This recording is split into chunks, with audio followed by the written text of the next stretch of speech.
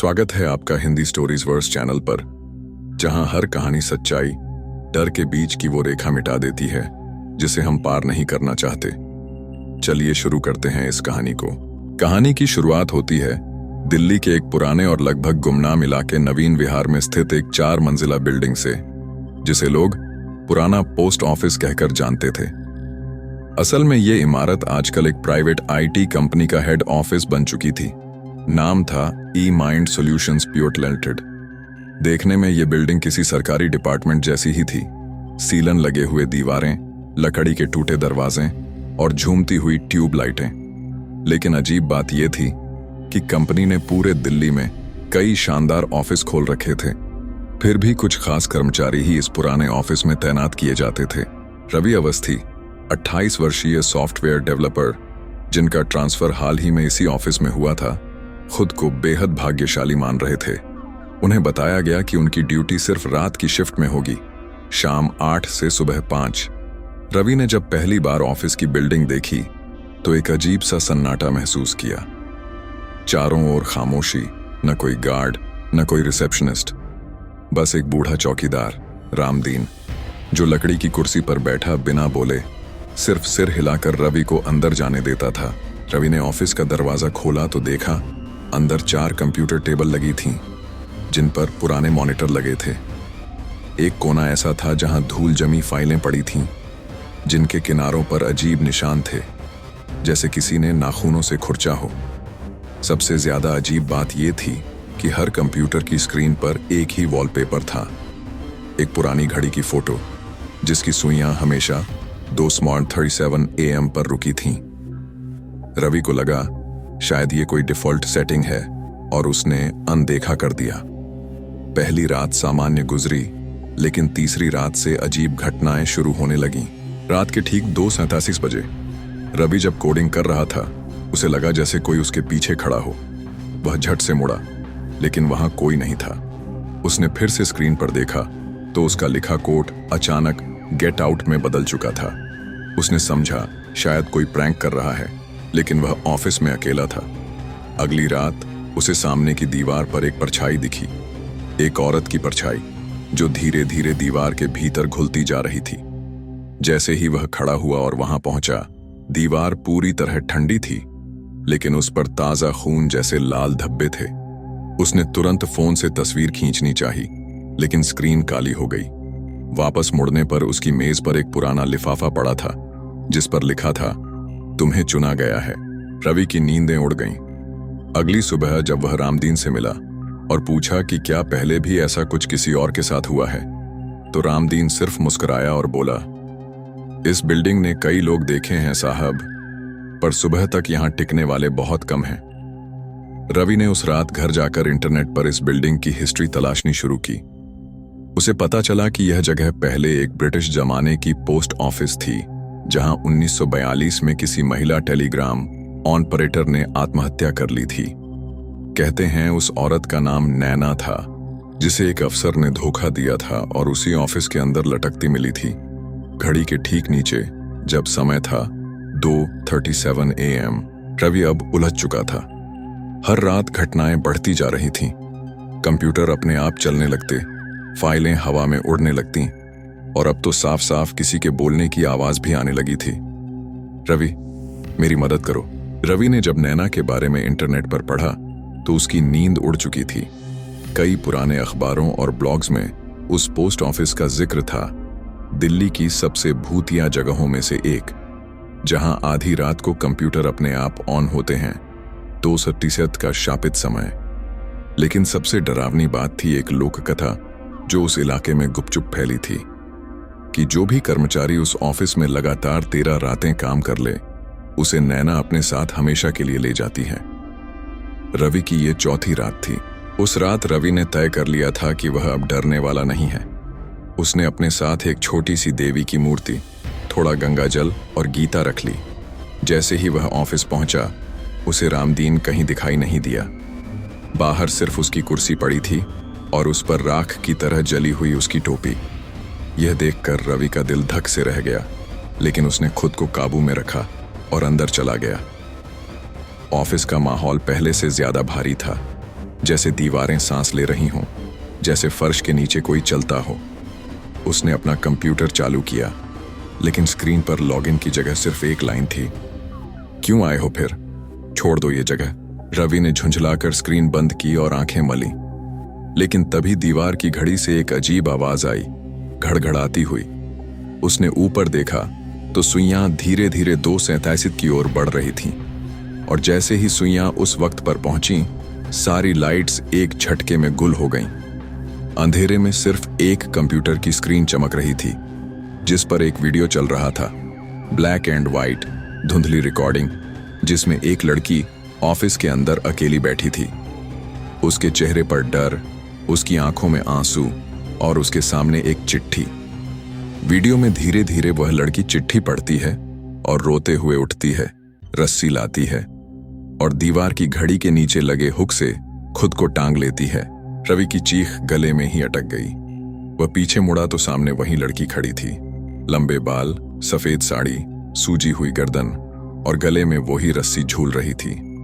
उसकी आंखें लाल थीं, लेकिन उनमें नफरत नहीं, सिर्फ दर्द था। उसने कांपते हुए हाथ से रवि की ओर इशारा किया और फुसफुसाई, मुझे इंसाफ चाहिए, मेरी फाइल ढूंढो। रवि कुछ भी समझने की हालत में नहीं था, लेकिन जैसे किसी अनजानी शक्ति ने उसे मजबूर कर दिया। उसने धूल में लिपटी पुरानी फाइलें खंगालनी शुरू की और एक टूटी अलमारी में उसे एक पुराना नीला फोल्डर मिला। उस पर धुंधले अक्षरों में लिखा था, नैना केस फाइल 1942। जैसे ही रवि ने वह फोल्डर खोला, कमरे की दीवारें हिलने लगीं, पंखा घूमने लगा बिना बिजली के और खिड़कियां अपने आप खुलने लगीं। उसने जल्दी से फाइल पढ़नी शुरू की। नैना एक सरकारी कर्मचारी थी, जिसे उसके अफसर ने शादी का झांसा देकर गर्भवती कर दिया था। बाद में बदनामी के डर से उस अफसर ने नैना को आत्महत्या करने पर मजबूर कर दिया। केस को सुसाइड कहकर बंद कर दिया गया था, लेकिन नैना की आत्मा कभी शांति नहीं पा सकी। रवि के हाथ कांपने लगे। उसने सोचा, अगर मैं उस अफसर की पहचान कर सकूं, तो शायद नैना को मुक्ति मिल जाए। उसी फोल्डर में एक पुरानी तस्वीर थी, 3 आदमी, एक महिला और सबके नीचे नाम लिखे थे। एक नाम था कप्तान हरनाम सिंह, और वही नाम आज भी ऑफिस की पुरानी गैलरी में एक तस्वीर पर लिखा था।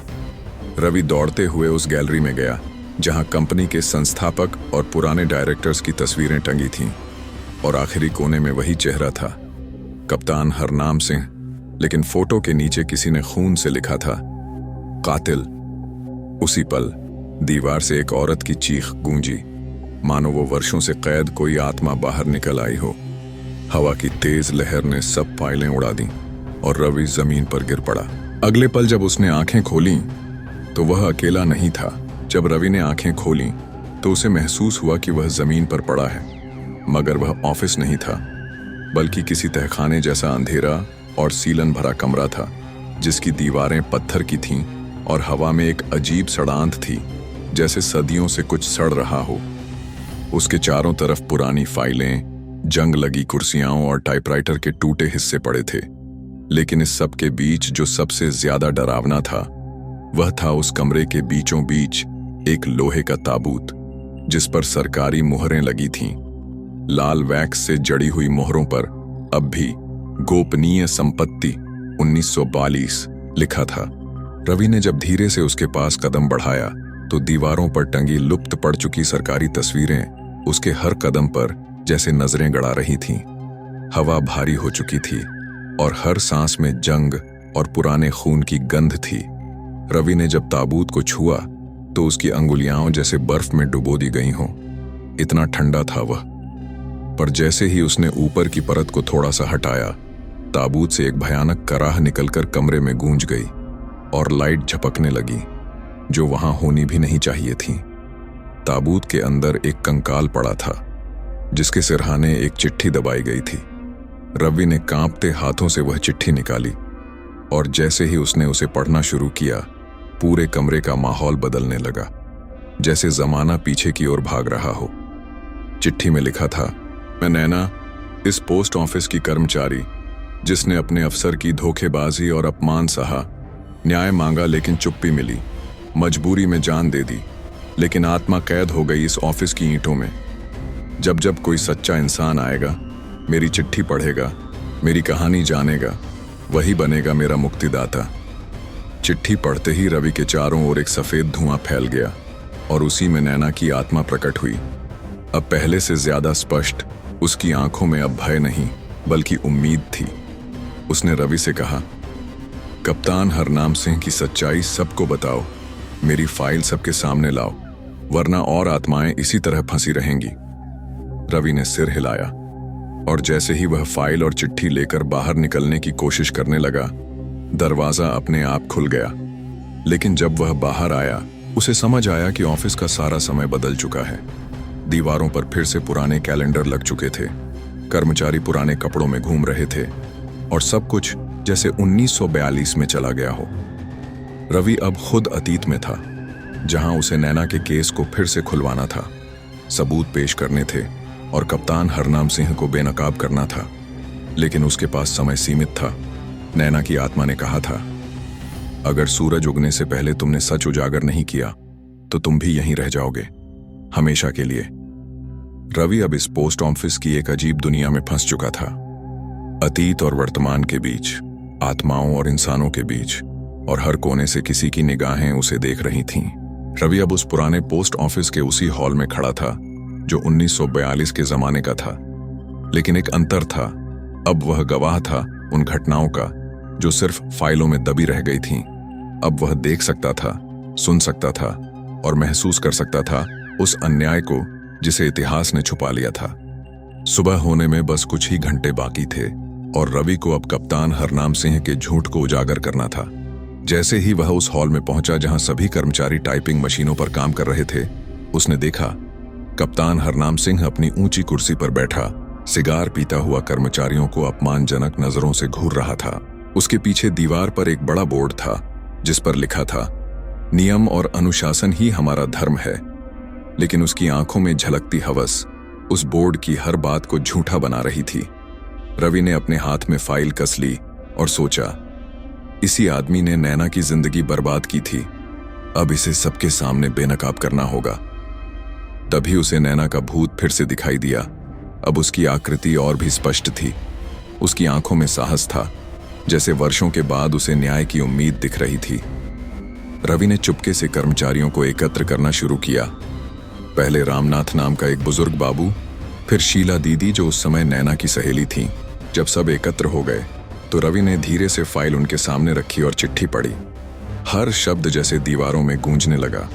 मैं नैना, इस दफ्तर की एक छोटी कर्मचारी जिसे अपने ही अफसर ने। शब्द अधूरे रह गए क्योंकि तभी कप्तान हरनाम सिंह उठ खड़ा हुआ और उसकी आंखों में लाल डोरे उभर आए। ये झूठ है, ये औरत मर चुकी है। उसके साथ क्या हुआ था ये कोई नहीं जानता। लेकिन तभी दीवारें कांपने लगीं, टाइपिंग मशीनें अपने आप बजने लगीं और घड़ी की सुइयां उल्टा घूमने लगीं। नैना की आत्मा अब पूरे हॉल में फैल चुकी थी। उसका स्वर अब केवल रवि नहीं, सब कर्मचारी सुन सकते थे। मुझे मरवाने वाला यही था। मैंने गुहार लगाई, रोई, चिल्लाई, लेकिन सबने चुप्पी ओढ़ ली। अब नहीं। और उस क्षण एक तेज बिजली की चमक में नैना की आत्मा सीधा हरनाम सिंह के सामने प्रकट हो गई। उसके चेहरे की हवस अब भय में बदल चुकी थी। वह घबराकर भागने लगा, लेकिन दरवाजे अपने आप बंद हो गए, खिड़कियां सील हो गईं और पूरी इमारत अब एक गवाही गृह बन चुकी थी। रवि ने सबके सामने वो फाइल खोली जिसमें कप्तान की लिखावट में दर्ज था, मामला रफा दफा कर दिया गया, लड़की खुदकुशी की दोषी ठहराई जाती है। ये कागज सबूत था कि हत्या को आत्महत्या का नाम दिया गया था। अब कर्मचारियों में आक्रोश था। हरनाम सिंह की हवस भरी सच्चाई उजागर हो चुकी थी और उसी पल नैना की आत्मा ने रवि की ओर देखा, मुस्कुराई और धीरे धीरे उजाले में विलीन होने लगी। उसके चारों ओर सुनहरी रोशनी फैल गई और कमरा धीरे धीरे 2025 के पोस्ट ऑफिस में बदलने लगा। रवि जमीन पर गिर पड़ा, बेहोश। बट जब उसकी आंखें खुलीं तो सूरज की किरणें खिड़की से आ रही थीं और ऑफिस अब साफ, हल्का और जीवंत लग रहा था, जैसे दशकों पुराना भार हट चुका हो। उसकी मेज पर अब कोई भूतिया दस्तावेज नहीं था, बल्कि एक नया पत्र था। उस पर सिर्फ एक पंक्ति लिखी थी, धन्यवाद मुझे मुक्त करने के लिए। नैना। रवि अब पूरी तरह से बदल चुका था। ऑफिस की दीवारें, जो पहले उसे अजनबी और डरावनी लगती थीं, अब एक सच्चाई की प्रतीक बन चुकी थीं। पर कहानी वहीं खत्म नहीं हुई थी। नैना की आत्मा को तो मुक्ति मिल गई, लेकिन जो कुछ उसने रवि को दिखाया, उससे एक और रहस्य जन्म ले चुका था, एक पुनर्जन्म की परछाई। रवि ने कुछ दिनों के अवकाश के बाद ऑफिस दोबारा ज्वाइन किया। इस बार उसे पदोन्नति मिली थी, शायद उसी ईमानदारी और साहस के लिए जो उसने दिखाई थी। लेकिन एक बात अजीब थी, हर दिन उसके डेस्क पर एक छोटा सा सफेद फूल रखा होता, बिना किसी नाम के।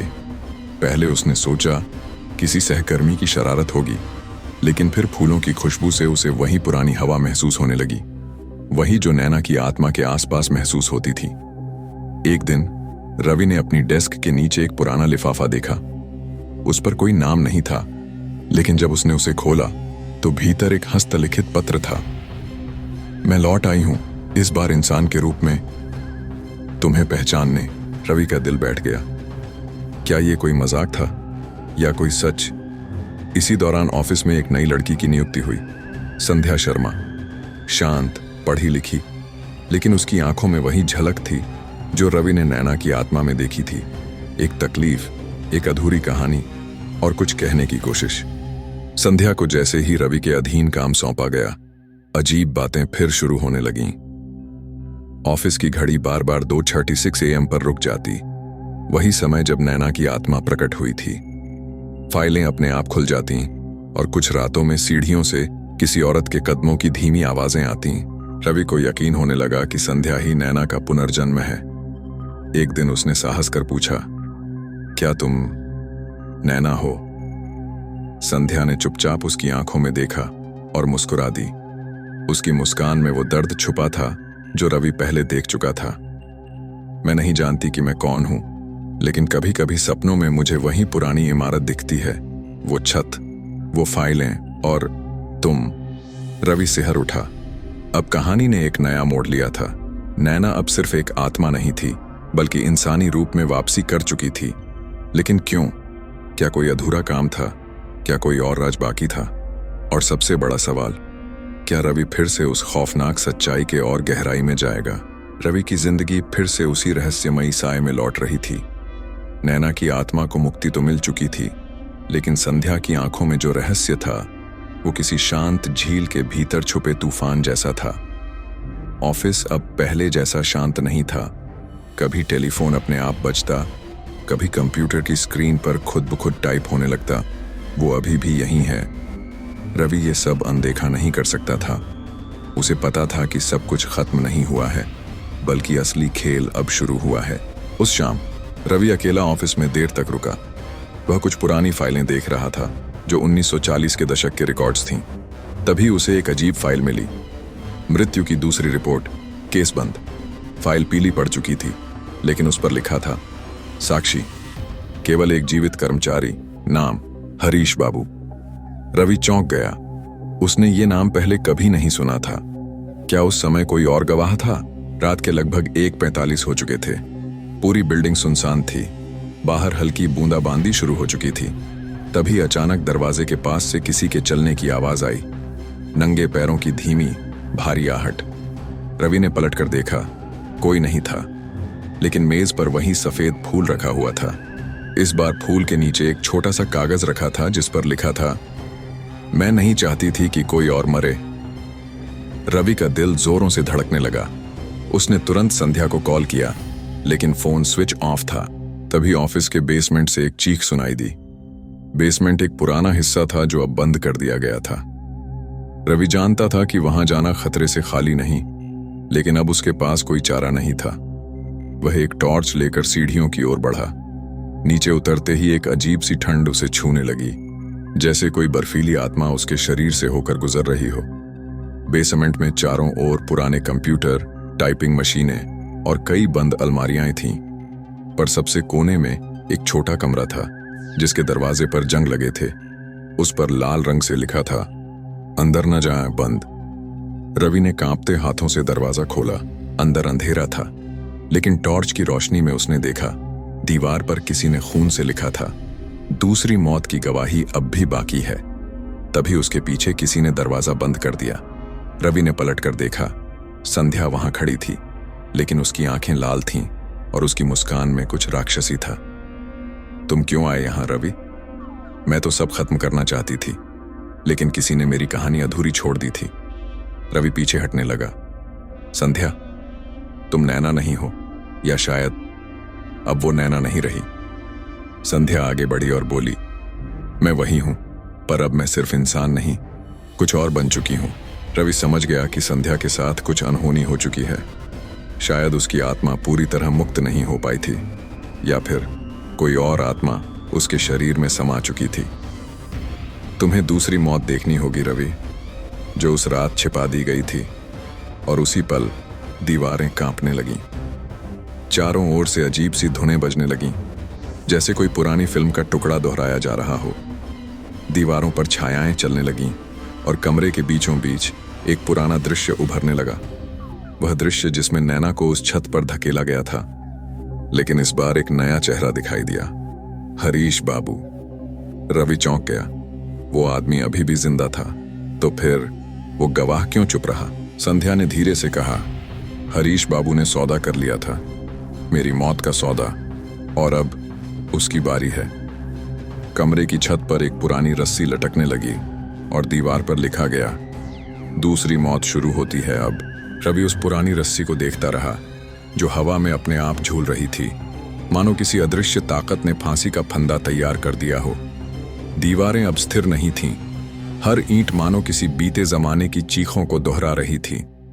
फर्श पर खून के धब्बे उभरने लगे और हवा में फिर वही सुगंध फैलने लगी, गुलाब की, लेकिन सड़ी हुई, मौत जैसी।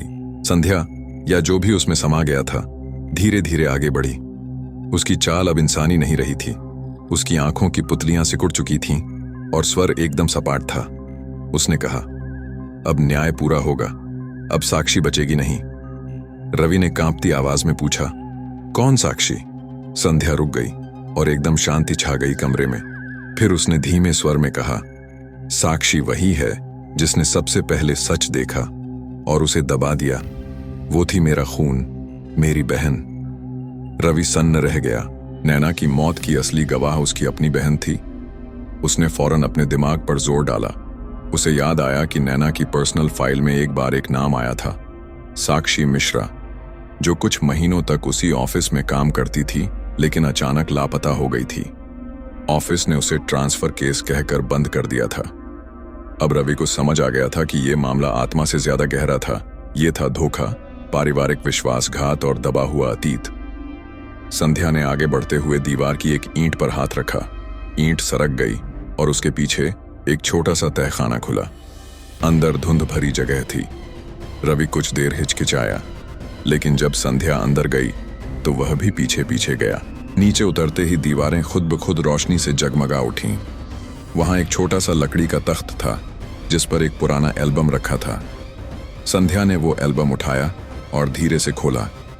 पहली तस्वीर में 2 लड़कियां थीं, एक नैना और दूसरी ठीक वैसी दिखने वाली लेकिन आंखों में चालाकी, साक्षी। रवि ने पूछा, तुम्हारी बहन ने तुम्हारे साथ ऐसा क्यों किया? संध्या की आंखें भीग गईं, लेकिन उसका स्वर कठोर रहा। पैसे और प्रमोशन के लिए। उसने अपने बॉस के साथ मिलकर मेरी छवि खराब की, फिर मेरे खिलाफ झूठी शिकायतें भेजीं, और अंत में जब मैं छत पर अकेली थी, वो आई और मुझे धक्का दे दिया। अब सब कुछ साफ था। संध्या, जो नैना की आत्मा का पुनर्जन्म थी, अब अपनी बहन को खोज रही थी। लेकिन साक्षी कहाँ थी? क्या वह जिंदा थी? क्या वह आज भी ऑफिस में थी, किसी और पहचान के साथ? तभी तहखाने की दीवार पर उभरते शब्दों ने सब कुछ साफ कर दिया। लाल रोशनी में लिखा था, साक्षी अब भी यहीं है, नए नाम के साथ। रवि ने सवाल किया, क्या तुम जानती हो कि वह कौन है? संध्या ने उसकी ओर देखा और कहा, मैं नहीं जानती उसका नया नाम, लेकिन मैं उसकी आत्मा की गंध पहचानती हूं। अब तुम्हें मेरी मदद करनी होगी रवि। सजा अधूरी है, और जब तक साक्षी को उसका न्याय नहीं मिलेगा, ये ऑफिस मुक्त नहीं होगा। रवि अब डर से बाहर आ चुका था। उसे मालूम था कि जो कुछ नैना के साथ हुआ वो अमानवीय था। अब उसकी अंतरात्मा भी उसे धिक्कारने लगी थी। उसे यह लड़ाई लड़नी ही थी, एक आत्मा के न्याय के लिए। संध्या ने आखिरी बार कहा, कल रात 2:36 पर कॉन्फ्रेंस रूम में वो आएगी, तुम बस रिकॉर्डिंग चालू रखना। रात का सन्नाटा पूरे शहर पर छाया हुआ था, लेकिन रवि का दिल किसी तूफान की तरह धड़क रहा था। घड़ी की सुई जैसे हर सेकंड के साथ मौत की उल्टी गिनती गिन रही थी। समय हो चुका था 2:36 AM। रवि कॉन्फ्रेंस रूम में बैठा था, मोबाइल का रिकॉर्डर ऑन, लाइट्स ऑफ, केवल लैपटॉप की स्क्रीन हल्की रोशनी दे रही थी। हवा में अजीब सी गंध फैली हुई थी, हल्की सड़ी हुई चंपा की खुशबू। रवि जानता था कि आज कुछ होगा, कुछ अंतिम, कुछ निर्णायक। तभी दरवाजा खुद ब खुद धीरे से खुला। अंदर कोई दाखिल हुआ, मगर कदमों की आहट नहीं थी। पर्दे हल्के हल्के हिलने लगे, जैसे किसी ने उन्हें छुआ हो। और तभी रवि ने उसे देखा, वह औरत जो अभी 2 हफ्ते पहले ही HR में नई शामिल हुई थी। नाम था आराध्या वर्मा, लेकिन इस बार उसकी चाल, उसकी आंखें और उसके चेहरे का रंग, सब कुछ बदल चुका था। रवि के रोंगटे खड़े हो गए। उसने देखा कि आराध्या की परछाई दीवार पर अजीब तरह से टूट रही थी, मानो वो 2 हिस्सों में बंटी हो, एक आत्मा की और दूसरी इंसान की। और फिर उस परछाई से आवाज आई, रवि, ये वही है, यही साक्षी है। रवि ने कंपाते हुए पूछा, क्या तुम साक्षी हो? आराध्या ठिठकी, उसकी आंखों में हैरानी चमकी। फिर धीरे धीरे एक ठंडी मुस्कान उसके चेहरे पर फैल गई। हाँ रवि, साक्षी, वो नाम बहुत पुराना हो चुका है, लेकिन हाँ, वो मैं ही थी। और हाँ, नैना की मौत में मेरा ही हाथ था। पर जानना चाहोगे क्यों? रवि चुप रहा, उसकी उंगलियां मोबाइल पर कस गईं। साक्षी आगे बढ़ी। उसकी आवाज में अब कोई ग्लानि नहीं थी, बल्कि घमंड था। उस समय नैना को सब पसंद करते थे। वो ज्यादा होशियार थी, ज्यादा प्यारी, और मैं एक साया। लेकिन मैंने खेल बदल दिया, बॉस को अपनी तरफ किया, नैना की इमेज बिगाड़ी, और फिर बस एक धक्का। नीचे गिरते वक्त उसकी चीख आज भी याद है मुझे। कमरे में अचानक बिजली कौंधी, दरवाजा बंद हो गया और साक्षी रुक गई। उसके पीछे अचानक एक साया उभरा, नैना का। इस बार उसका रूप शांत नहीं था। उसके बाल हवा में उड़ रहे थे, आंखें जल रही थीं, और उसकी उंगली साक्षी की ओर इशारा कर रही थी। अब तेरा फैसला होगा। एक गूंजती आवाज उभरी। साक्षी डर के मारे पीछे हटने लगी। नहीं, नहीं, तुम कुछ नहीं कर सकती, मैं अब इंसान हूं, नैना की आत्मा ने धीरे से कहा। लेकिन तेरी आत्मा अब भी गंदी है। और उसी पल कमरे में चारों ओर से खून टपकने लगा, दीवारों से, पंखे से, टेबल से। साक्षी जोर से चिल्लाई, मगर उसकी आवाज अब बाहर नहीं जा रही थी।